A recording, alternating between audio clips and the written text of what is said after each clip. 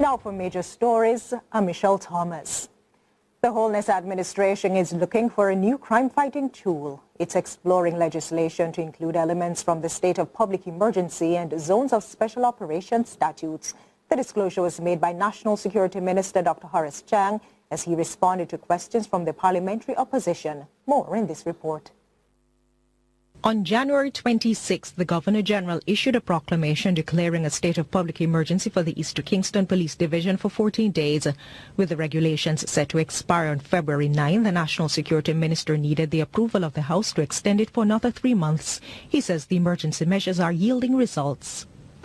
Mr. Speaker, imposition of the state of public emergency will therefore empower the security forces with extraordinary measures necessary to protect the citizens through a suite of strategic and targeted operations. In doing so, Mr. Speaker, through deliberate planning, the strategy within the division will seek to bring the highest levels of crime under control. There was also motion for the extension of the zones of special operations in Mount Salem and Denham Town by another 60 days. The MP for East Kingston and Port Royal, the PNP's Philip Paulwell, called for Port Royal, which he described as one of the most peaceful communities in Jamaica, to be excluded from the boundaries of the Kingston Eastern State of Public Emergency. I believe that there is justification, if you're not going to restart it, for these areas to be transformed from areas where you have states of emergency to instead zones of special operations where you can in fact utilize some of the special projects associated with the zones.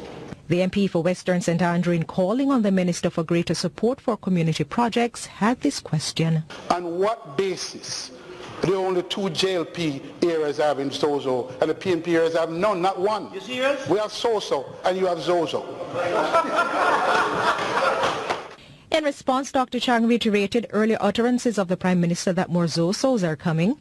He also revealed that the Attorney General was exploring possible legislation which could be a hybrid of sorts of the measures under the state of public emergency and the zone of special operations. She have reapplied herself and energy to the question of having a law that falls between Zozo and state of public emergency, and she'll be having a meeting very early to ensure that that is brought out, and that discussion is proceeding. A team which includes the Attorney General and members from the opposition. The motions for extensions were approved. There's a shortage of drivers in the public transport sector. It's on this basis that the Ministry of Transport and other agencies are embarking on a drivers training program to correct the shortage while improving public passenger safety. The launch of the program got underway today at the Ministry of Transport. Robin Williams has the details. Driving a public passenger vehicle is not necessarily a top career choice. The Ministry of Transport is seeking to change that. We would like to make driving into a career so that the owner, so that Mr. Blair, who is in the business so long, but he don't want to encourage his children to come in the business, I would like Mr. Blair to encourage his children to come into the public passenger industry. So it is now a career path. It is a choice.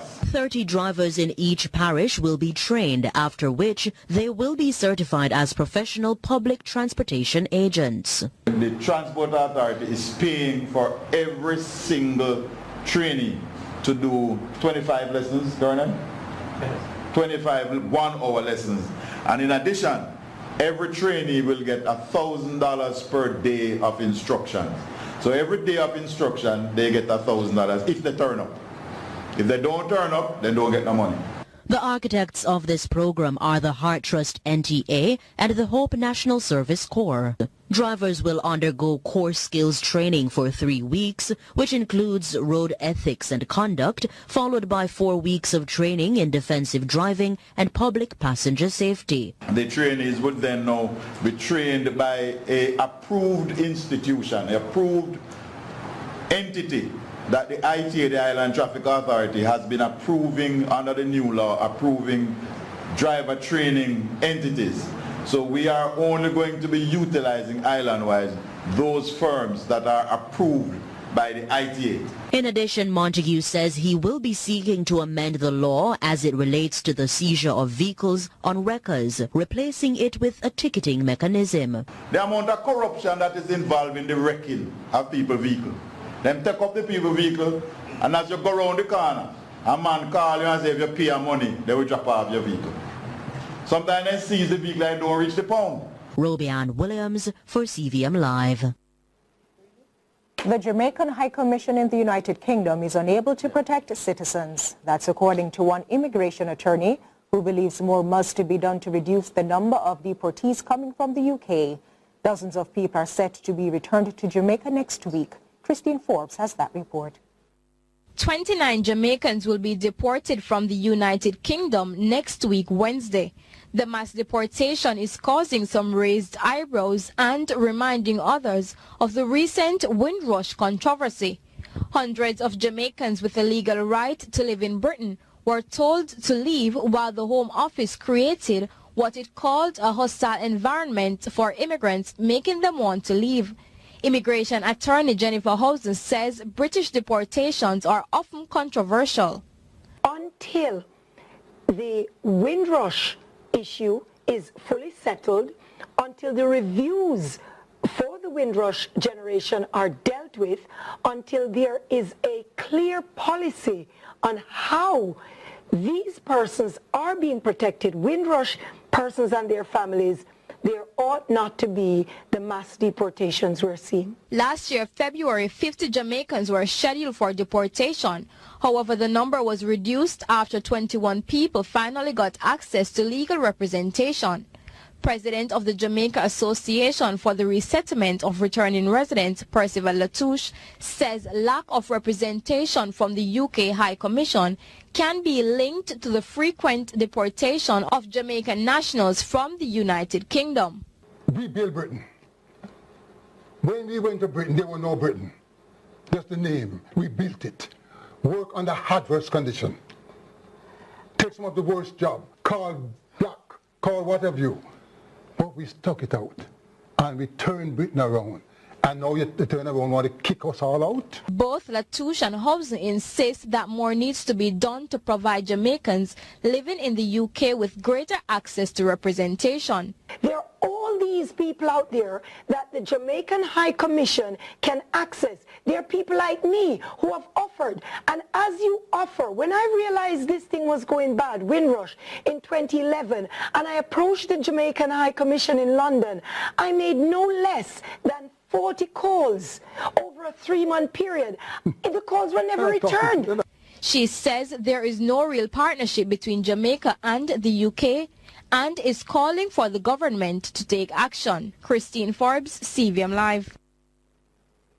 The battle between the residents of Hope Pastures and the Jamaica Public Service continues. Residents have been hell-bent on getting the JPS to fulfill what they call its statutory obligation and to provide and maintain underground electricity to their homes.